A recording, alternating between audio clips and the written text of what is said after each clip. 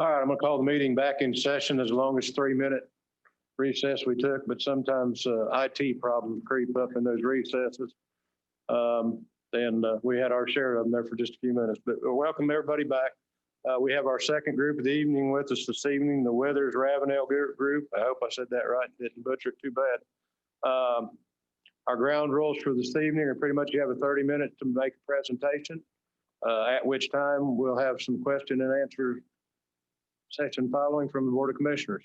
So with that, the only thing I'd ask is when you get to the microphone that you speak into the microphone so that those who are joining us off-site can hear. Please state your name and your address so that we have it for the record, please. And with that, you're welcome to begin your presentation. You have the microphone.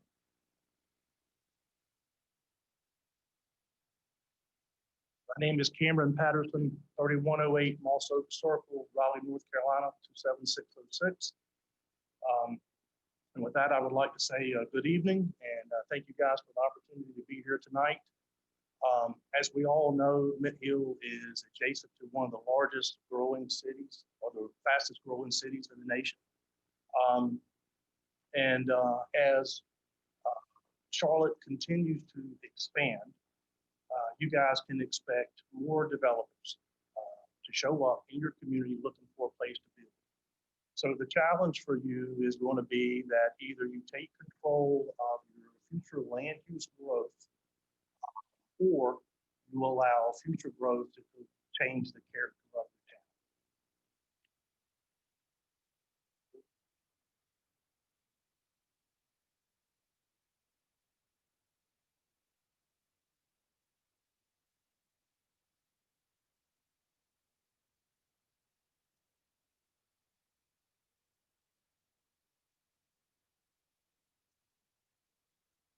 Okay, thanks, Betty.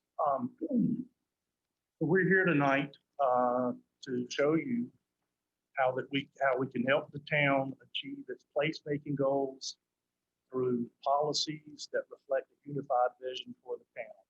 And this will be a town vision where Mint Hill will not be just a mere extension of Charlotte, but rather an independent community that will have a purposeful identity.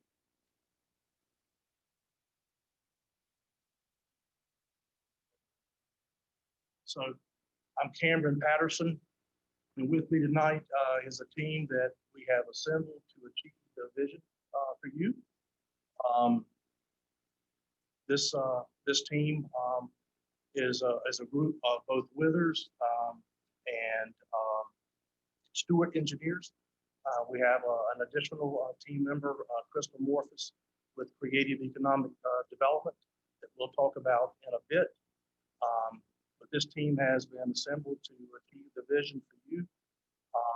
I am the Director of Public Sector Services at Withers Ravenel.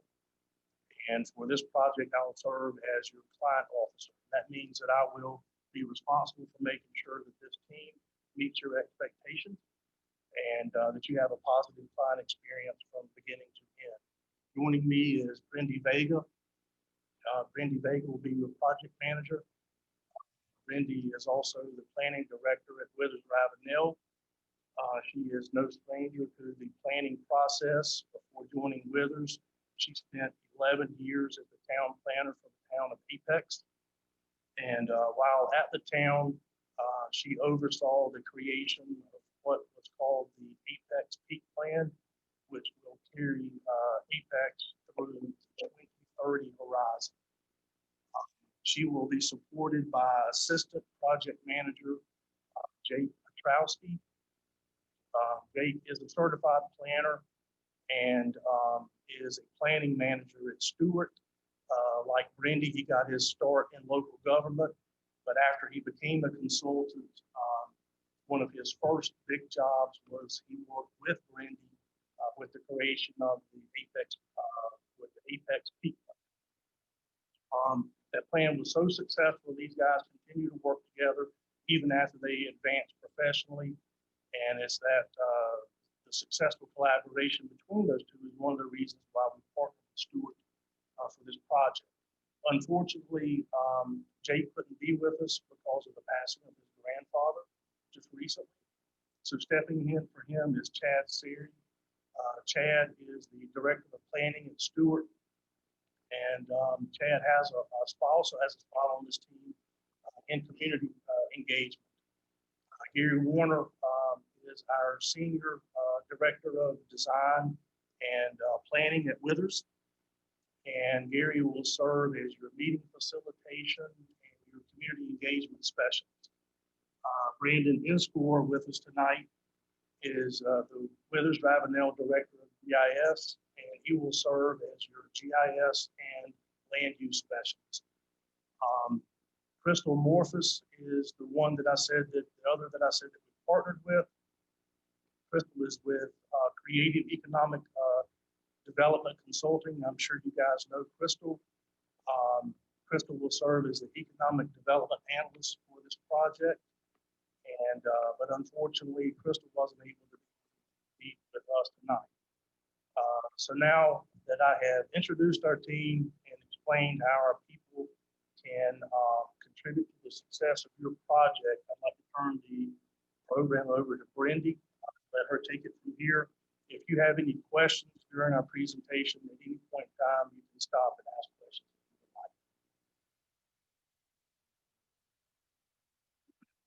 Good evening, Mayor and Commissioners. My name is Brendy Vega, and I am at 137 South Wilmington Street, Raleigh, North Carolina. And Cameron already mentioned, the town of Mint Hill is experiencing rapid growth. And we know that with rapid growth comes the need to make decisions that are grounded in solid planning. And that framework of planning needs to involve your community. You already have a great foundation here in Mint Hill. We understand that your land use plan is 10 years old. Your population has grown 20% since that last undertaking. And an updated plan will not only help you comply with 160D, but will update the desired growth patterns for the town. You do have a complex environment with the Goose Creek watershed, inhabited by the Carolina Hill Splitter, which I learned a lot about in the last few days. The environmental features can serve as a community asset. The trick is finding that balance between conservation and growth.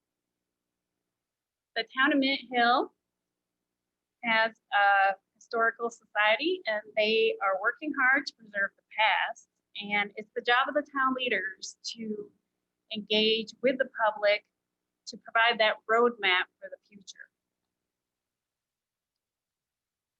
We know there's a limit to your sewer capacity and sewer extensions in this area. That in and of itself will limit growth with the amount, intensity, density of development. We need to put that in a document so your everyday planners working with the public have that tool to tell people where that growth needs to be. And it needs to be easy to digest. You want the public to participate, and in a moment, Gary will tell you about our engagement strategies, but you don't want people just to participate in the development of the plan. You want them to know that they support it, that they feel like the community's future is in good hands with the elected officials that adopted the plan and the staff in place to carry that out. We know you're facing rapid growth, and that's a theme here, right? So being next to a fast-growing metropolitan area, a good comprehensive plan can address the concerns that we see in the surrounding areas. There seems to be a lack of personality. If you've never seen it, there's a book called, gosh, now I'm going to forget the name of the book, but it's Anywhere USA, basically. How we all look the same. There's McDonald's everywhere, looks the same. So you don't want that for Mint Hill. You want a unique community, and a comprehensive plan can help shape that So our methodology is shaped by our commitment to developing a solid framework for implementation and a guide for future growth or development. We understand that this is not just a document for the planners. As I have worked as a planner myself, I understand the importance of having a great document to work from. But it also has to serve the residents, the property owners, the business owners, the community leaders, and anyone who has a stake in the future of Mint Hill. The plan needs to provide you with an implementation plan that can lead to real solutions. And it needs to be able to guide development, redevelopment, preservation from the smallest parcel to the largest development. And now I'm going to turn it over to my colleague, Gary.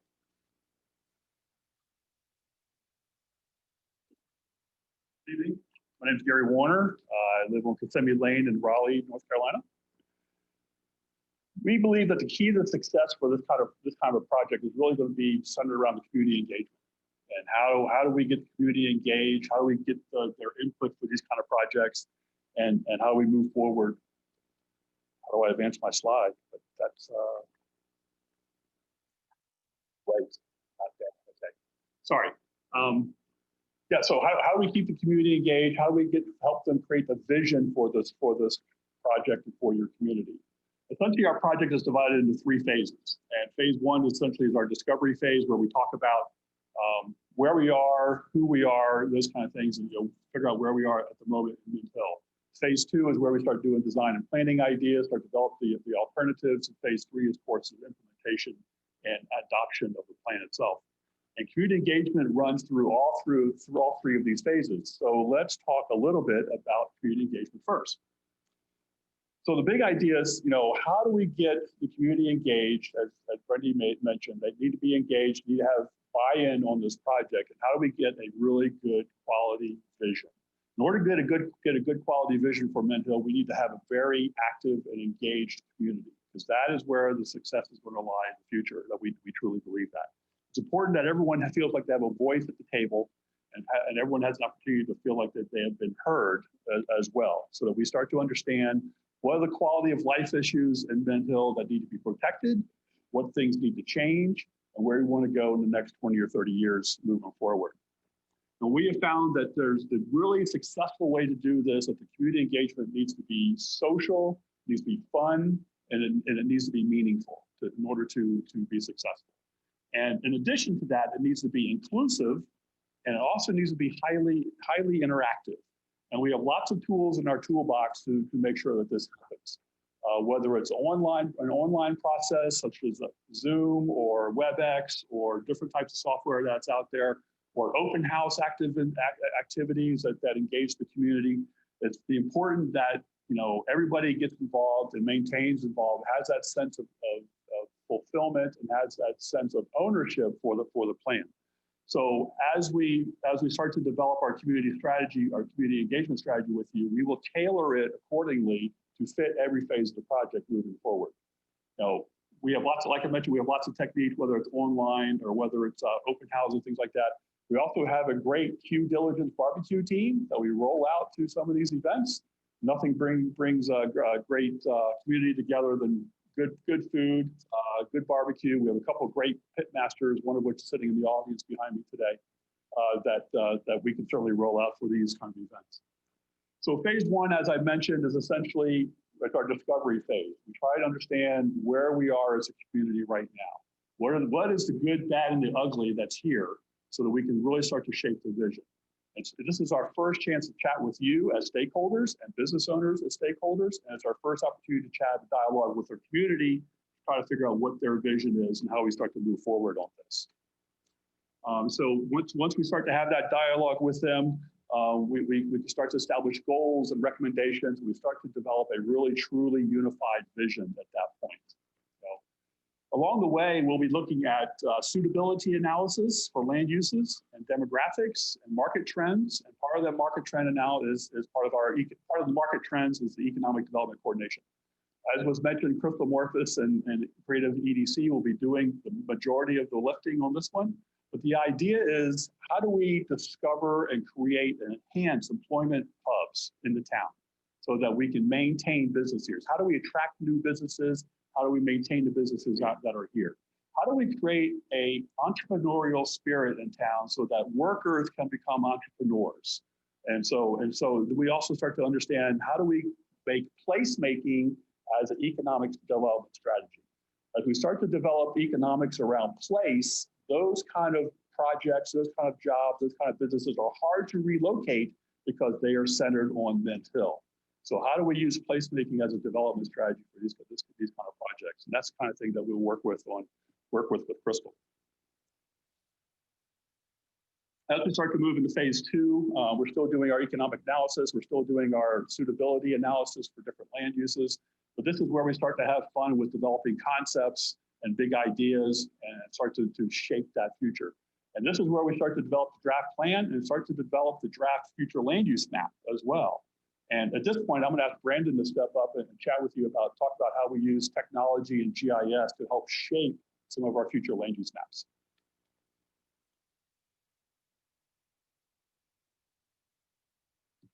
My name is Brandon Inscore. I live at 6514 Cardinal Forest Court, Greensboro, North Carolina.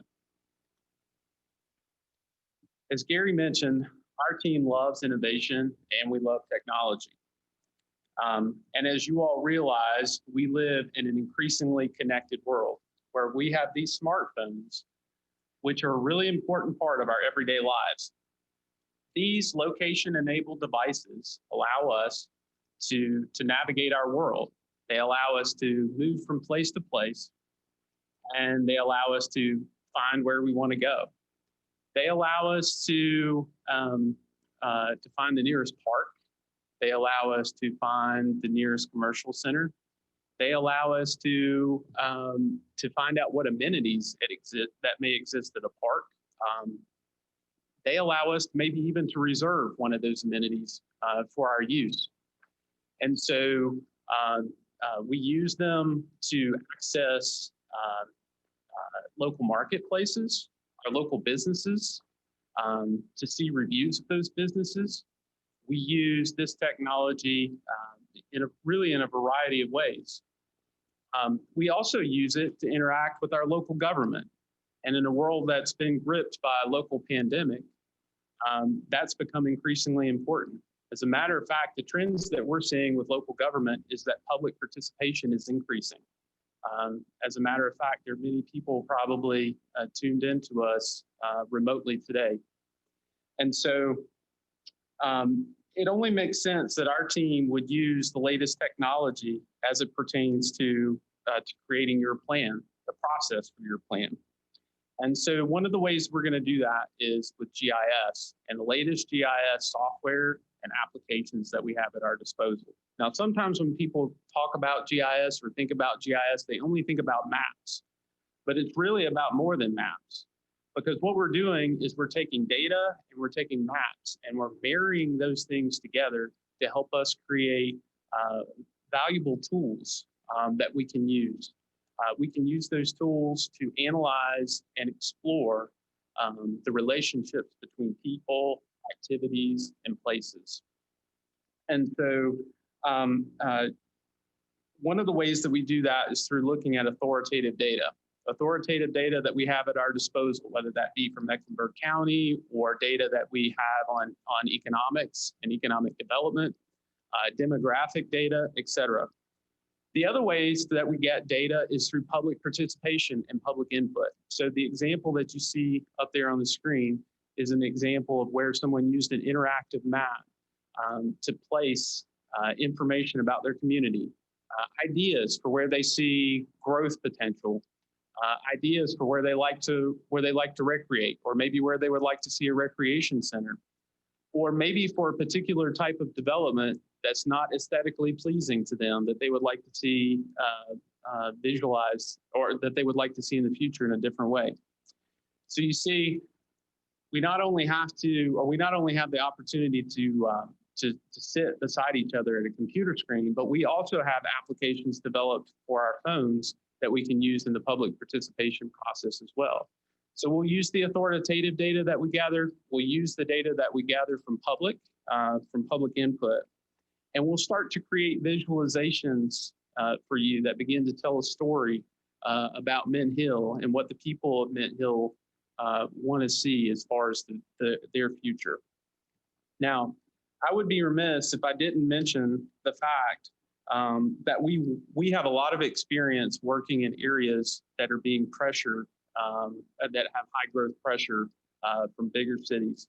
So one example that I would mention is Sanford, North Carolina. Sanford, North Carolina is one of our longtime clients and trusted partners. They're about 45 minutes down Highway 1 from the city of Raleigh. One of the things that they've been experiencing are the growth pressures that are coming from Raleigh. With new developments coming in, large-scale developments, they realize that there's some pressures, particularly as it relates to their infrastructure. So one of the areas where they have some particular concern is related to sewer infrastructure. So they called us up because we have that type of relationship with them where we're a trusted partner and they know that we like to use technology to solve problems. And they said, hey, we want you to look at our sewer capacity and we want you to look at some of this development that's coming down the line. The result of that was us sitting down together and forming an application or tool that we could use to analyze the consequences of the decisions that they were making. So if future growth is coming down the line to a certain area, what does that mean for sewer capacity for their plant? And so the idea is that we're able to model different scenarios and help them make important decisions about their infrastructure as we go forward. As I mentioned earlier, we love technology and innovation, and we're very passionate about working with the clients, with our clients to help them solve really important problems. And that we believe that technology, particularly GIS technology and mobile technology, is a way that we're able to do that. And so with that, I'll turn it over to Chad to talk about the rest of the process. Thank you.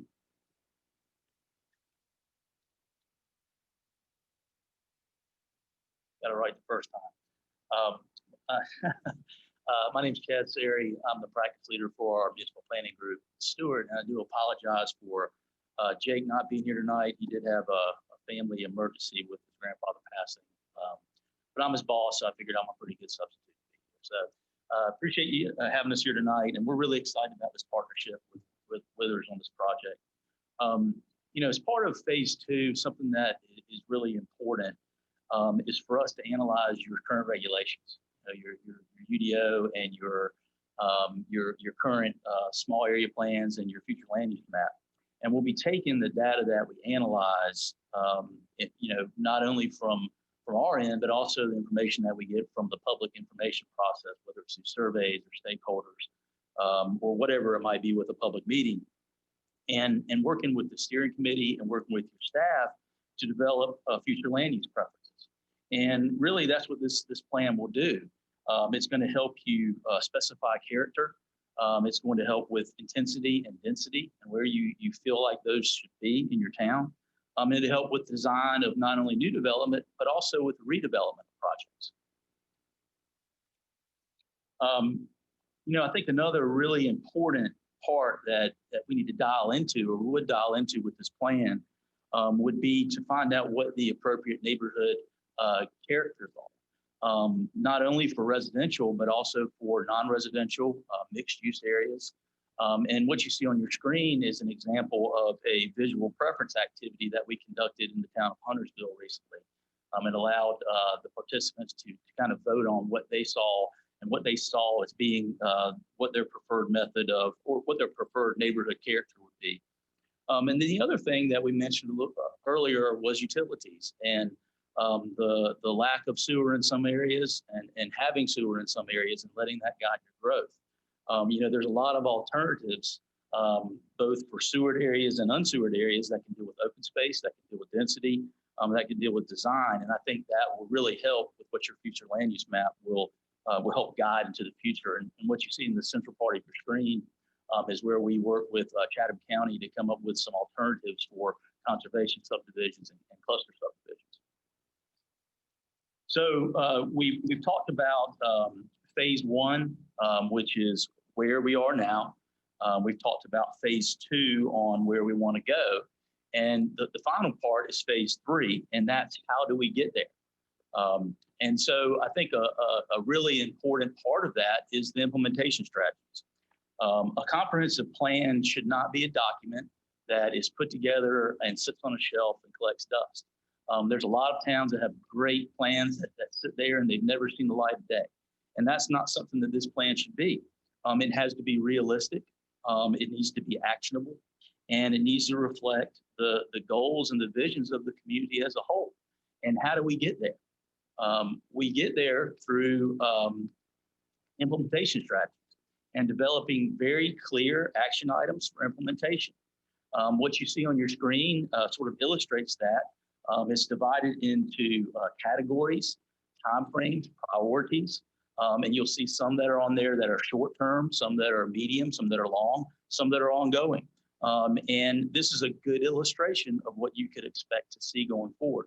This is where the plan kind of turns in from paper to action. These are very important things. And so kind of in closing on my end, your final plan will be a result of a lot of hard work from your consultant, a lot of hard work from the steering committee, a lot of hard work from your staff. There's a lot of listening. There's a lot of documenting, analyzing data, GIS work, consensus building. All these things go into the plan. The other part is that it will build off previous planning efforts that you've done. Y'all have a transportation plan. You have a downtown plan, a downtown master plan. You have a small area plan for Lawyer Road. And so we'll build off of some of those things that you've done and you've seen implemented and really look at the town as a whole. This plan itself, it's going to help you guide in land use decisions. It's going to help you guide on how you preserve some of your open space and natural areas, how you treat some of your cultural resource areas, such as your historical area.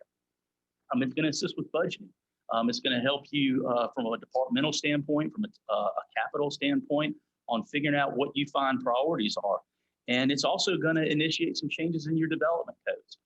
We work in a lot of communities all across the state, and when we work on comprehensive plans, 9 times out of 10, it turns into ordinance updates because your plan sets the policies and the visions, and your ordinance really gives you the teeth to make those things happen. And a lot of other things will certainly come out of it. And our group has had the privilege to work in communities all across the state. So really from the mountains to the sea and everything in between. And we also have had the privilege to work on some of your neighboring communities. So in 2018, we wrapped up the Harrisburg plan, and we're in the process now of wrapping up the Huntersville plan. We're hoping to get that adopted in the next month or two. But I say that because every town is unique.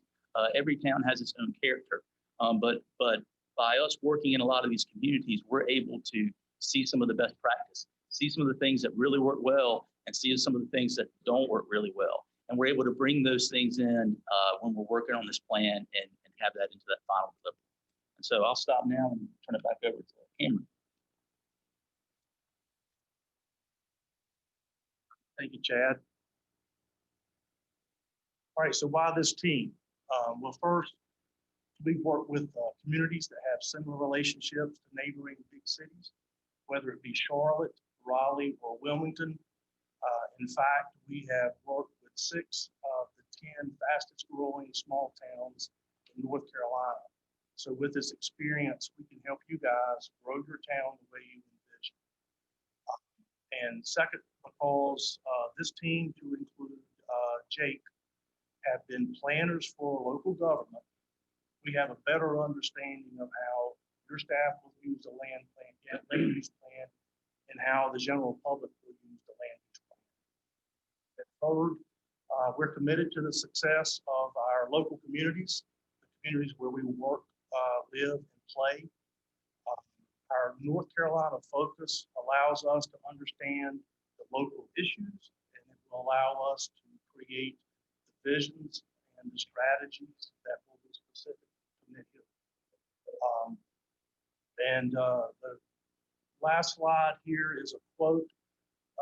We think that our clients say it best. We understand that at the end of the day, that even the best planning project is not a successful project unless you are comfortable and like, and at the end of the day, we're satisfied with the process and the results of our work. So that is why our tagline is our people and your success. And with that, that concludes the presentation. I'd like to take questions. Commissioner Holden. My biggest thing is I want to get as much of the community involved with this as possible. And we already have a bunch that are looking to be part of a committee to help out with this. But with everything, events and everything that you guys were talking about, if I'm just a regular citizen, I want to make sure that people that want to have a voice that might be scared because it's going to take too much time, how much time would this take for someone that wanted to be involved?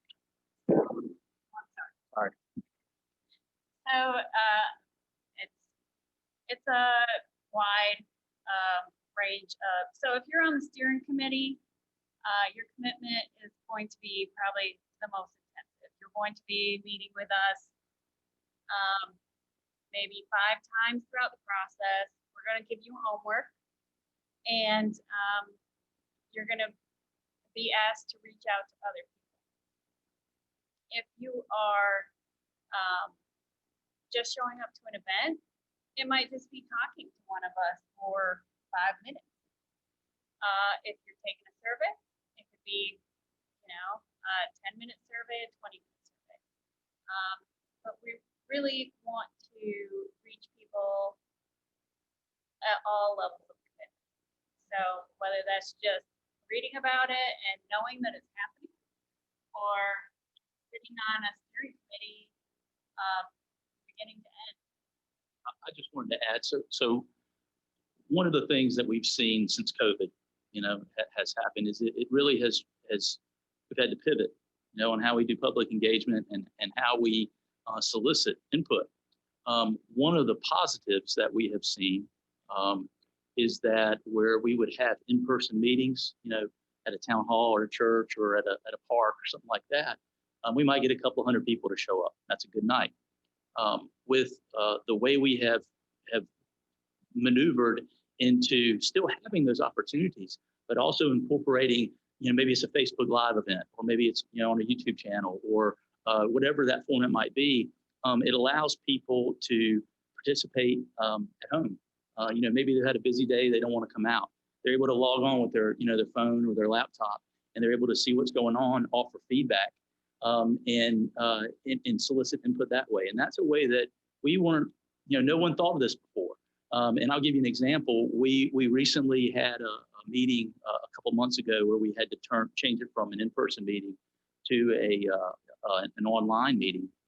We did it through Facebook Live.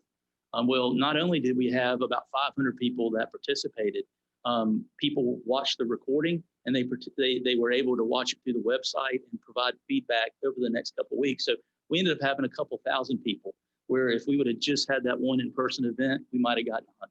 So it's been a blessing in disguise in some respects, because we are able to reach a different crowd that may not, show up for a typical meeting like that. And that's the thing, if you're doing a Facebook Live, what's to say somebody from Canada's not going to start speaking in Well, that's true. about the town of Mint Hill? Right. Yeah. So you do have to monitor some of those things. You're exactly right. And I think that's the point I was just trying to make. We want community involvement with it. So it can be anywhere from giving up 1 minute of your time to as much time as you want. Sure. Right. Yeah. But now's the time to be involved. Yeah. Absolutely. Yeah. And a lot of it is you can put it out there and make it as visible as possible, but at the end of the day, people have to want to be involved too. It really depends on how involved you want to be. To Brenda's point, steering committee, you're going to be involved for months on this project. What we do a lot of times is we'll go to these events that Chad was talking about. We'll hand out a business card that has a QR code on it. And we walk up, you take it from us, you put it in your pocket, you walk away. You're standing in line at the grocery store, you're standing in line watching your kids play at the playground, if they're open again. And you can scan the QR code and it'll take you to an online survey. And boom, boom, boom, boom. You got 25, 30 questions, 20 questions, whatever, you're done.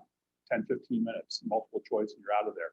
If you want to do more than that, then you show up to public meetings and you participate. But we'll sit with you and tailor this process, and we'll have multiple ways that people will be involved, whether it's steering committees, open meetings, or QR codes. Mayor Pro Tem Bell. I'll ask the same question last. How long do you think this process will take? I know you won't know exactly, but from past experiences. So a good plan process takes 12 months. So 12 to 15 months. And depending on how much involvement your staff wants, how much involvement you all want, I wouldn't recommend anything less than 9. And 9 is, cutting it really close. I'd say a good year is a good time frame. And one other question. You were talking about, excuse me, giving out like homework and all and having people. How do you keep track of that? Make sure, I know how most people are. You give them an assignment, they wait till the night before to fill it out. How do you keep that? Because none of you, I don't think, live in this area. So, I mean, and where will you be working out of?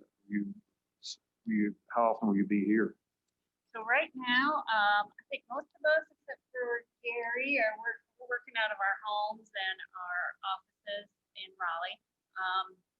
But we're not that far away.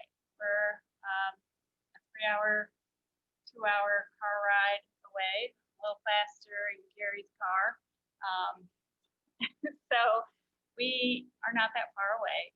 So depending on how often you want to see us, we can work with that. So, the good thing is that a lot of people have adapted to having in-person meetings virtually. So we can be here in a minute if you decide to have that meeting virtually. When we have our monthly check-ins or bi-weekly or weekly, depending on your staff's desires, those are usually held virtually, but we do like to be in the community and see what's going on. So we will definitely be in the community. Thank you. We have offices across the state, so we're doing projects across the state. We're working currently on a project in Concord, 2 projects in Kannapolis. So distance is not an issue at all. Okay, you mentioned your steering committee, and I saw it a couple of times on here. We've got a group of people who have put in applications to participate in this process already. They were interested before tonight, believe it or not. So we kind of want to repay that interest and their contribution to the community. That number right now stands at about 16 people. Is that number too big, too small, average for a steering committee? How are we going to keep those people involved in we'd like to have them involved in the process, just not participating. So I usually have a rule of thumb that any steering committee that's more than double digits can be a little too big. Okay. But I think that you have to be committed. So that's something that really people need to be committed to. But there are other ways to be involved. You can be you can be on the stakeholder group. Be an interviewing and providing input. Part of that way. You can be a champion of the plan and go out in the community. Sometimes we have church groups that aren't necessarily on the steering committee, but they advocate getting the word out about, hey, y'all need to come out and pay attention to this plan. So I think there's ways that you can do it. I would be honest with you and tell you that's a pretty good size committee to go through. And so you already have in your mind how you're going to use the others who might not fall onto that committee so that they're involved as well? I think that we could, and depends on what their background is and what their interests are. A lot of times you have folks that maybe they come from a particular area, right? So maybe you have someone from your historical society that wants to be involved. Maybe they don't want to be on the committee, but they want to be involved. So we have ways that we can certainly utilize them. Absolutely. Okay. Yeah. My other question, I didn't ask it the first group, but there's a couple of groups in our community who feel like they've been left out of the decision making over the years. They feel like they've even been left out of the dialogue over the years. And so it's reflected on them that they don't have an interest in the community, and that's not at all true. So how do you go about drawing those people into the dialogue, into the participation of the plan, so that they feel part of the plan and just not part of the community? Give it a run. Give it a run. What the heck? Well, there are probably a couple different ways. One is, we will reach out to them, in particular, those neighborhoods, communities, try to figure out what it is that it would take to get them involved. And then try to find an ambassador who, maybe just one, maybe two people who could work with us as ambassadors.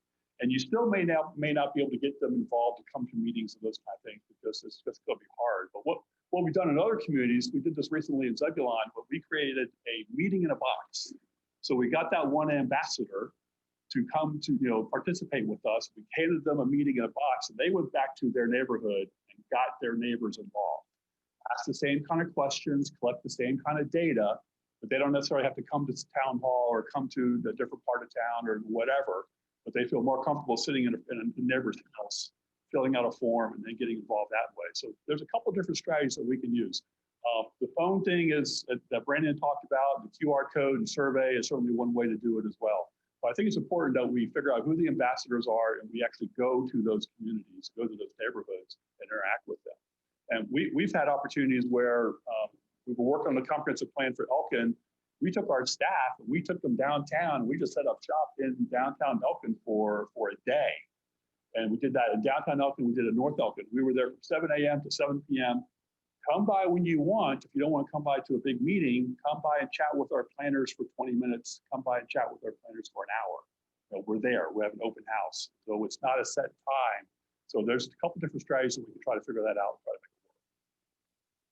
And my final question is, during this 12-month process, how are we going to go about keeping the citizens informed of what's going on through the process? Not that we just come up to the Board of Commissioners meeting every month and say, yeah, we're still working on it. Yeah, we're still working on it. Yeah, we're still working on it. How do we keep them informed about, yeah, we really are working on it and this is what's progressing and this is what's going on at this point in time? Well, I maybe should have let Brandon, the youngest one on our team, answer that because he probably knows more about social media than I do. But I'm pretty savvy. I'm on the Facebook. I'm on Instagram.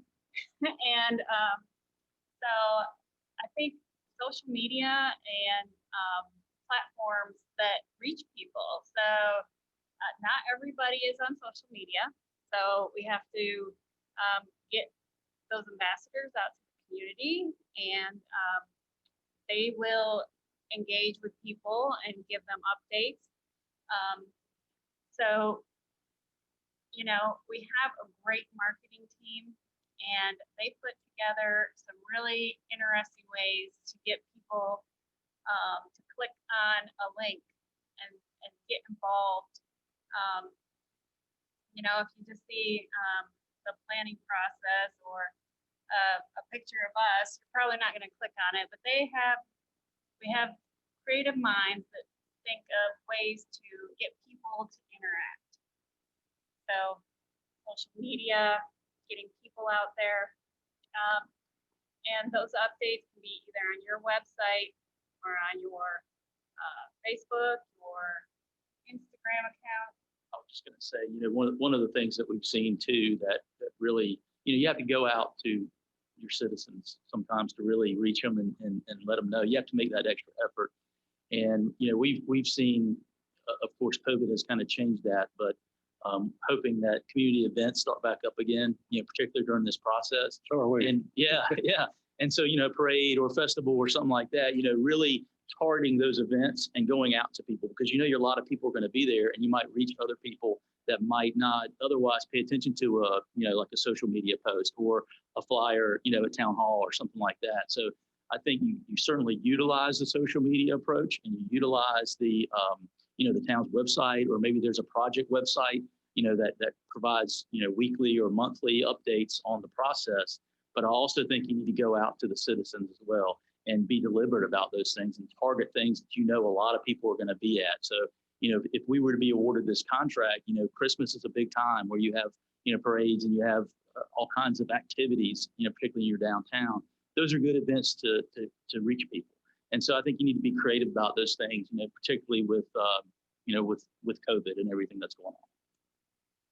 There's some communities that still do traditional print media, believe it or not. Yes, there are. There are, right. So we're starting to do a master plan for Burgall And while we're in the early phases of this project, we are committed to submitting something to their bi-weekly newsletter that will go out that gets mailed out to their team, to their residents, which there aren't too many communities that still do that, but they do. They post it online, but they also do a mailing.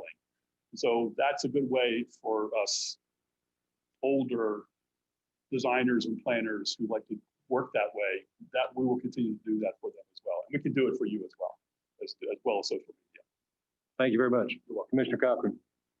Most of the questions I had been asked already, but I do want to say I've been privileged to be one of the people who's lived in Mint Hill all their life. And I have seen quite a transition of, instead of having a home on 5 acres of land, a Brighton Park.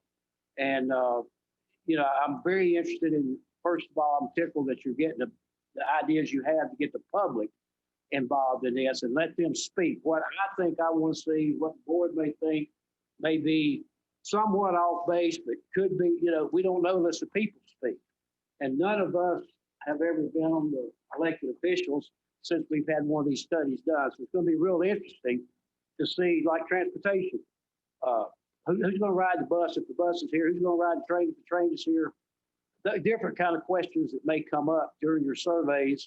It's going to be real interesting to see what the outcome is going to be. So thank you for involving the public as much as you possibly can, and we appreciate you doing it. Commissioner Long.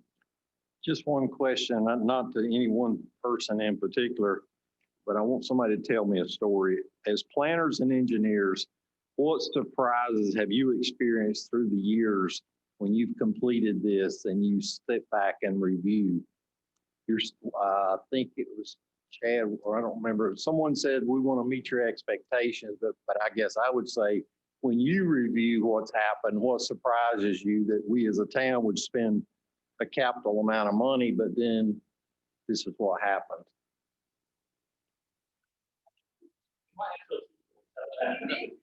Yeah, we may have lots. We're still under time constraints. Sorry, Mr. Mayor. You're fine. But he asked it. So, He did. So let me take a step back and tell you a little bit about my background. So I didn't say I live in Wake Forest. That's where I live, and I've lived there for over 20 years. Wake Forest has seen a lot of changes. I don't know how much you know about Wake Forest, but when I moved there in '98, I think we had about 7,500 people, and now we're close to 50. So we've seen a lot of changes there. As far as the story directed to your question, so I actually worked for the town of Wake Forest for 15 years. When I left the town and went into consulting work, I decided to stay involved in the community and got on the planning board. I saw a different world of things on the planning board that I did as a staff person, but I'm going to go a step farther. I was on the planning board, and then someone convinced me to run for Board of Commissioners, and I ran for Board of Commissioners and got elected. And so now I actually sit on the town council, the Board of Commissioners there in the town of Wake Forest. So I tell you that because I've seen the planning world from a staff person, a consultant, a planning board member, and also in the shoes that you sit in, or the seat that you sit in. And I think for me, I think what I have seen is how trends change, and how sometimes we really think things are really important right now and we're being reactionary. And that's not what we need to think about in a comprehensive plan. We need to think about where we want to be. It's not where we are necessarily right now. It's where we want to go in 5, 10, 15, 20 years. And so I think that's the part that I've seen, is I think that sometimes when you're putting these plans together, you're thinking right now, and you're not thinking towards that future goal. And so I think for me, that would be my story, and what I've seen, particularly in my hometown, is, wow, I remember working on that, and that seemed really, really important. And we spent a lot of time on that, but here we are 5 or 10 years later, and it really is, it's insignificant. So I hope that answers your question. Thank you. Yeah, thank you. And I was kidding, I do have time for 2. Somebody else got know, or 3. I may stop at 3. Well, I'll tell you my story of being a staff member at the town of Apex, and working really hard to put a plan together. And our councilman, who was the biggest champion for getting the plan together, never showed up to one meeting, never gave us any comment, never invited anyone. And he voted to adopt the plan. And then when the first project that came in saying, hey, we meet your new plan, he said, well, that's horrible. Who put this plan together? So I really think that it's important for you all to stay involved and to be cognizant of what your citizens are saying. And like you said, Mr. Cochran, there's your point of view and there's other points of view. And taking all that into consideration and, taking a step back from your personal views, because we all have them, and seeing what's best for our community in the future. And sometimes those are unpopular decisions. And I wouldn't want to be in your seat. I wouldn't want to be in Chad's seat. But those decisions are tough ones. But if you have a good plan that you were involved with, you're making sound decisions in the future. Thank you. Good story, looking back, what I've learned, what I've seen. 10 years ago, and I was just starting out as a landscape architect. I'm a landscape architect and planner, but I was the first landscape architect. One of the first projects I ever worked on out of school in Orlando, Florida, was Lake Eola Park, which is right downtown in downtown Orlando. And it was essentially a stormwater pond they turned into a park. Big stormwater pond, acres and acres and acres downtown. They built this really nice park around it. And I started as a young planner, landscape architect, I started to see the importance of the public realm and how it can change the character of a town, right? And it becomes a special focal point. It starts to, and so so I really changed the focus of my career, that I really focus on the public realm more than anything else.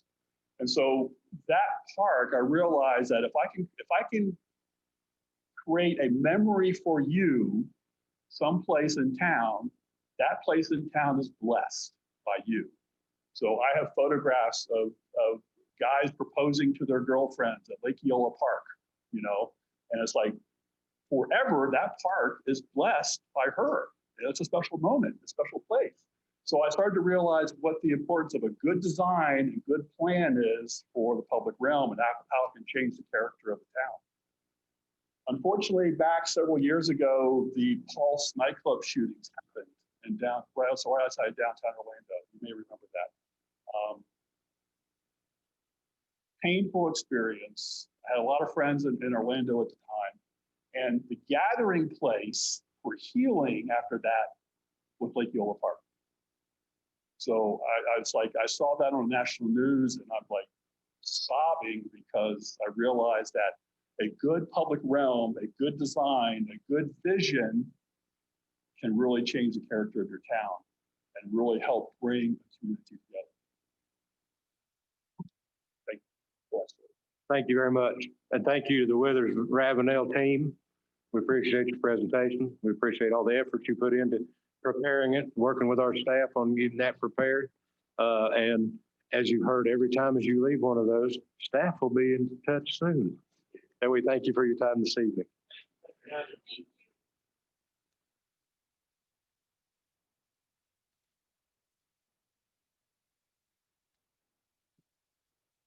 Thank you, you too. Thank you.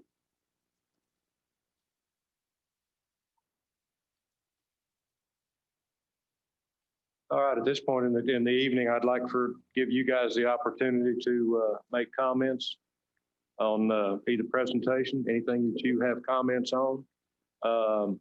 Let me hear, or let the group hear who you feel stronger about, or if you feel so led, you can make a motion at this point in time. But let's start with Commissioner.